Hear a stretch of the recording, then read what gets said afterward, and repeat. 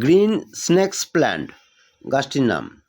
গাছটি টবে বসানো হয়েছে। এই গাছটি মাটিতে বসালেও ঝাঁকড়া হয়, বড় হয়, এবং টবেও আরও ঝাঁকড়া হবে, বড় হবে।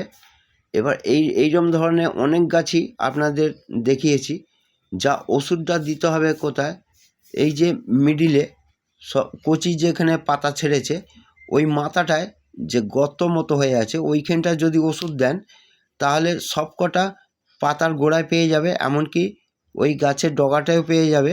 পোকাটা লাগে মূলত ওই ডগায়, তাহলে আর ওষুধ থাকলে আর গাছে ক্ষতি করতে পারবে না। অন্যান্য গাছের মতো একে সার খোল সবই দিতে হয়, এবং যার জন্য গাছ ভালো হয়। এই গাছেরও সারটা লাগে। এবার টবটা কত সুন্দর কালারিং করা এবং নকশা করা রয়েছে, দেখতে ভালো লাগছে। এইরকম ধরনের